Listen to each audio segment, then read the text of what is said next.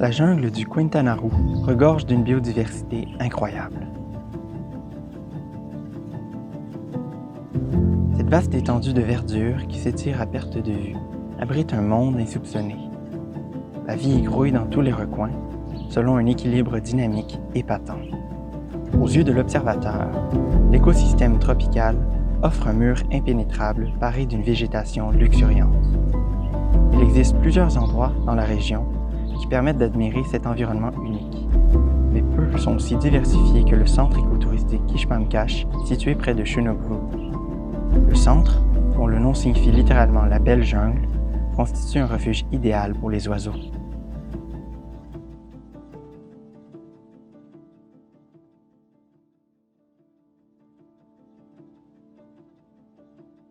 Un verger immense, débordant de fruits exotiques, à la fois étranges et délicieux, permet d'attirer un cortège d'espèces appréciant les milieux ouverts.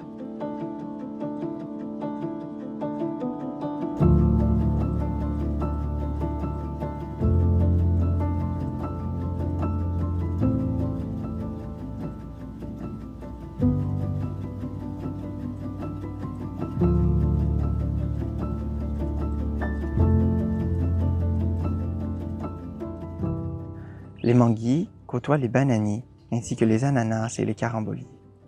La fibre de coco et les plants de coton y sont en abondance, ce qui est parfait pour la confection des nids.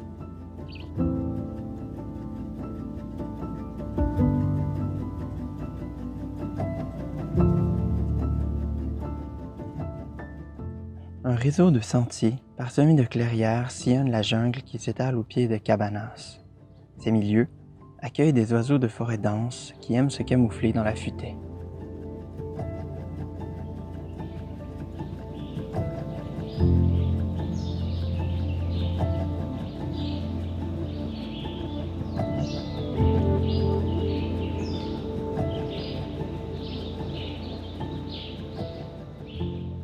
L'ampleur de la diversité avienne de Kishpamkash demeurait un mystère jusqu'au mois d'avril 2022,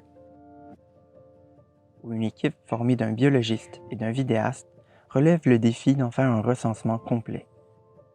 Le moment de l'année est idéal, à la fois pour observer les espèces migratrices et résidentes.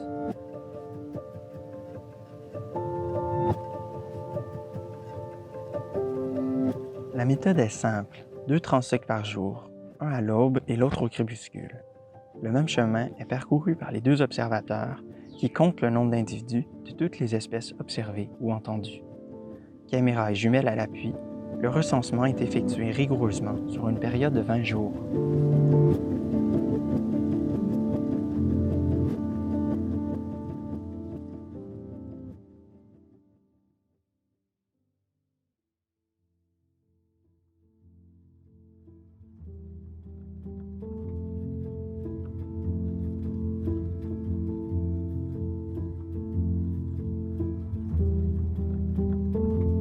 À l'automne, un événement spécial prend place dans la péninsule du Yucatan. C'est l'arrivée des voyageurs nordiques que l'on nomme les oiseaux néotropicaux.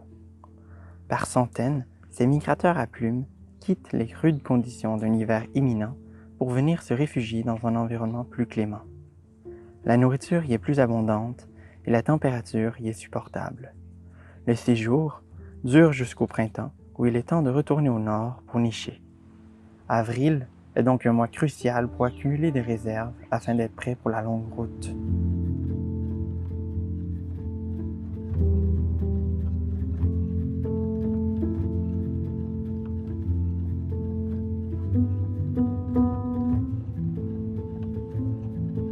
Sur les 90 espèces observées grâce au recensement, 23% en sont des espèces migratrices et 77% sont des espèces résidentes.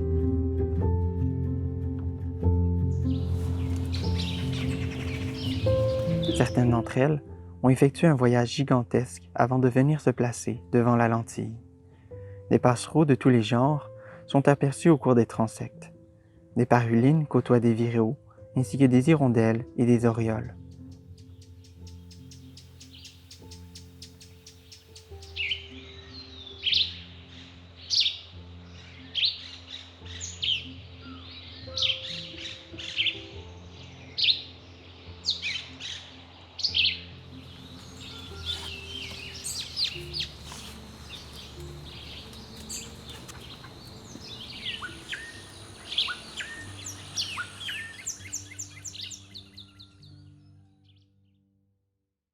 La plupart de ces oiseaux empruntent le corridor aérien de l'Atlantique en passant par le golfe du Mexique.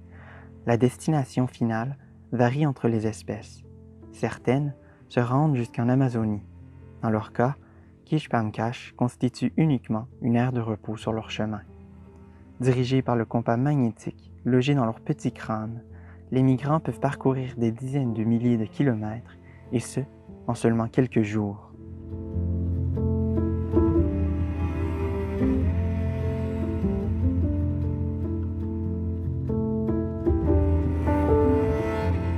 La durée du périple dépend de leur réserve de gras ainsi que des conditions météorologiques qui demeurent imprévisibles.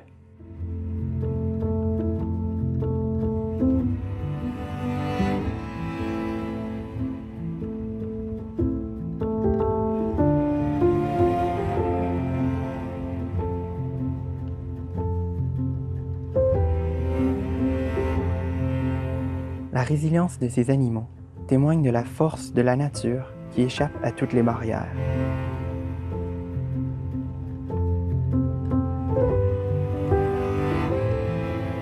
De la vie qui trouve toujours son chemin, malgré les impasses et les menaces.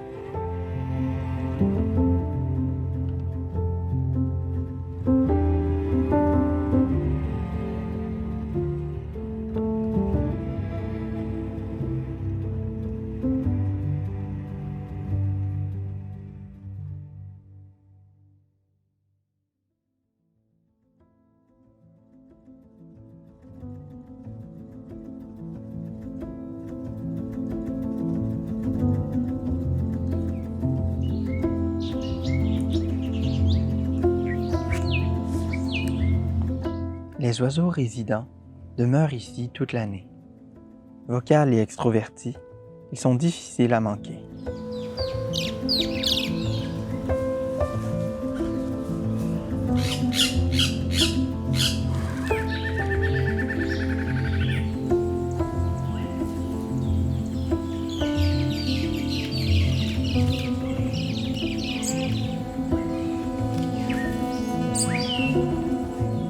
Leur plumage aux couleurs éclatantes et leurs traits exagérés capturent l'attention.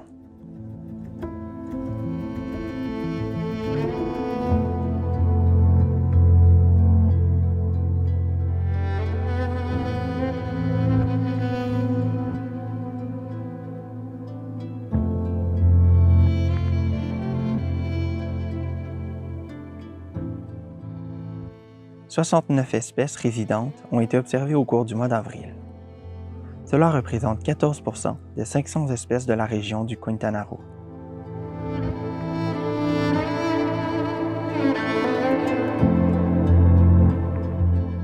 Plusieurs taxons, n'ayant jamais été observés dans la région, ont été rapportés par le recensement. C'est le cas du microbat talon-bec et du tinamou cannelle.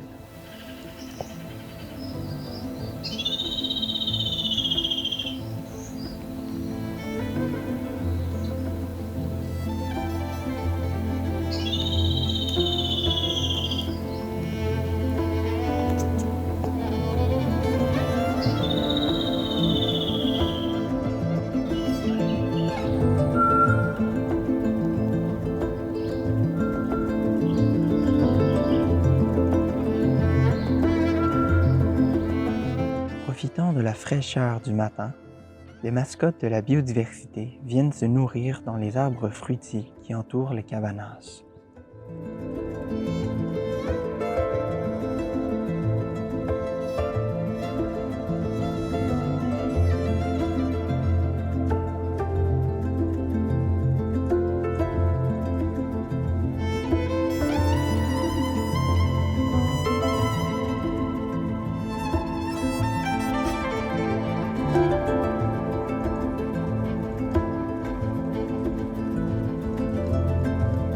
Le toucan à carène, l'Aracari à collier, les geais du Yucatan, le motmote de Lesson sont tous rapportés dans presque chacune des listes.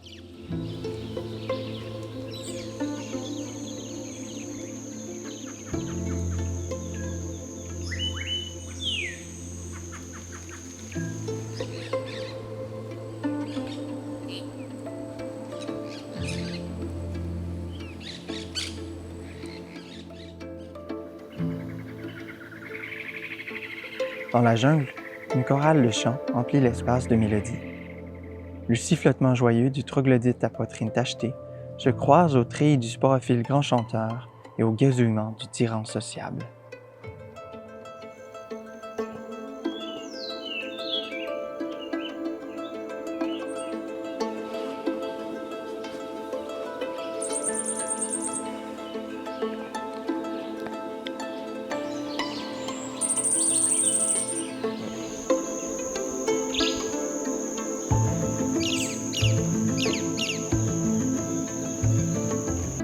Comme un vieil habitué, le tangara à miroir jaune vient se régaler des ananas bien mûrs en fin de journée. On peut l'apercevoir qui protège sa nourriture des merles fauves et des saltators à tête noire qui convoitent son dîner.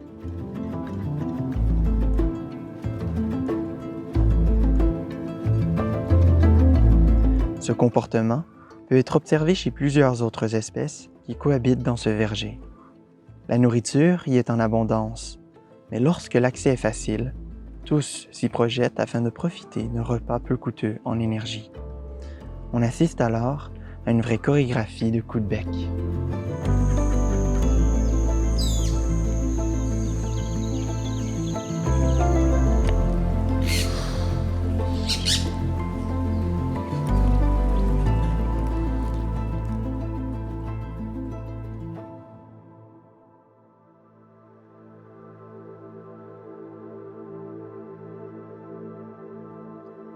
Chaque espèce a un rôle à jouer. Elles occupent ce qu'on appelle une niche écologique. La niche, c'est la position dans l'écosystème.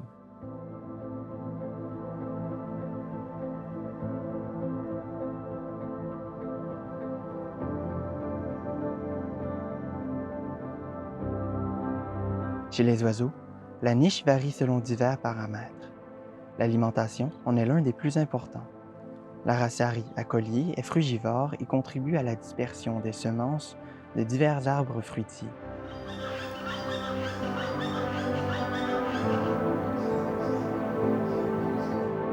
Les colibris se nourrissent de nectar et pollinisent les fleurs.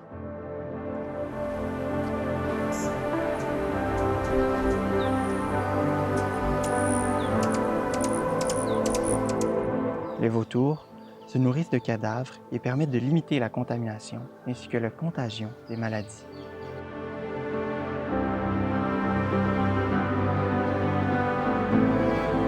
Protéger la biodiversité, c'est aussi protéger toutes ces fonctions qui sont amenées à l'écosystème par ces espèces. Conserver les oiseaux et leur habitat nous permet d'admirer l'œuvre de l'évolution en temps réel. La nature façonne les couleurs, les caractéristiques physiques et comportementales, telle une artiste inspirée.